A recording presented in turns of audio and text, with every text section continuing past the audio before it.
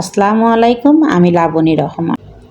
নিজে ভালো তো জগৎ ভালো, এটা সম্পূর্ণ মিথ্যা কথা। আপনি যতই ভালো হবেন, মানুষ আপনাকে ততই ঠকিয়ে দেবে। চলুন যাওয়া যাক মূল রেসিপিতে।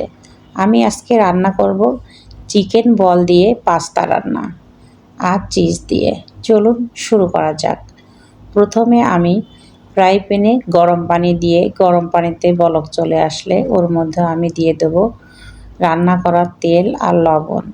পানি ফুটে আসলে ওর মধ্যে আমি পাস্তাগুলা ঢেলে দিব।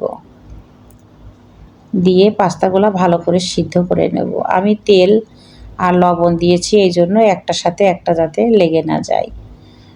পাস্তাগুলো সিদ্ধ হয়ে গেলে আমি আবার ঠান্ডা পানি দিয়ে ধুয়ে নিব। আমি এই ফ্রাই প্যানের ভিতরে দিয়ে দিলাম তেল, দিয়ে আমি চিকেন বলগুলো আগে ভাজি করে নেব। হালকা বাদামি রং করে ভাজি করব। এটা প্যাকেটেই পাওয়া যায়, আপনি যে কোনো শপে কিনতে পারবেন। সুপার মার্কেটেই বেশিরভাগই এগুলো পাওয়া যায়। আমার চিকেন বলগুলো হয়ে গেছে, আমি এবার তুলে নেব। এর মধ্যে দিয়ে দিলাম দুইটা ডিম হালকা করে ভাজি করে নিব। ছোট ছোট করে পিস করে কেটে নিব, নিয়ে আমি তুলে নিব ডিমগুলা তোলা হয়ে গেলে আমি এই ফ্রাই প্যানের ভিতরে আবার সামান্য একটু তেল দিব। এর ভিতরে তেল আছে, তারপরেও আমি একটু দিব।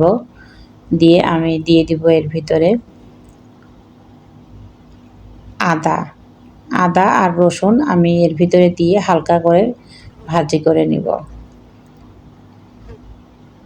থেতো করে নিয়েছি রসুনগুলা আর আদাগুলা, নিয়ে আমি হালকা করে কষিয়ে নেব। সামান্য একটু পরিমাণ, এটুকু কষাতে যতটুকু লবণ লাগবে দিয়ে কষিয়ে দিব। লবণ হালকা ভাজা ভাজা হয়ে আসলে আমি এর ভিতরে দিয়ে দিব টমেটো সস, সয়া সস। ভালো করে নেড়ে চেড়ে আমি এর ভিতরে আবার মশলা অ্যাড করব। দিয়ে দিলাম কাঁচামরিচ, ঝালের গুঁড়া, দিয়ে আবার নাড়াচাড়া করে নিব। দিয়ে দিলাম বিট লবণ আর গোলমরিচের গুঁড়া,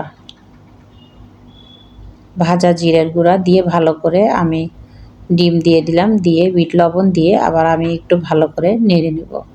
এখানে সব কিছু আমি সিদ্ধ করে নিয়েছি এমনি লবণ দিয়ে, আর বিট লবণ আমি দিয়ে দিলাম এর ভিতরে চিকেন বলগুলো দিয়ে ভালো করে নেড়ে তারপরে পাস্তা দিয়ে আবার আমি ভালো করে নাড়ব।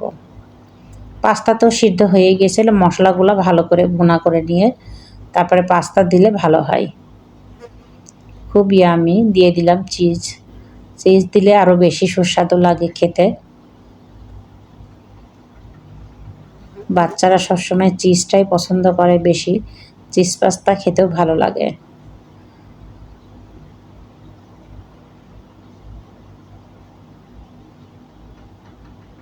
হয়ে গেল আমার চিকেন বল দিয়ে পাস্তা রান্না। আমার ভিডিওটা যদি আপনাদের ভালো লেগে থাকে তাহলে like, comment, share and subscribe করে দিবেন। আর বাচ্চাদের জন্য এটা বিকালের জন্য খুবই ভালো একটা খাবার, স্কুলে টিফিনেও আপনারা দিতে পারেন। ভালো থাকুন, সুস্থ থাকুন। আল্লাহ হাফেজ।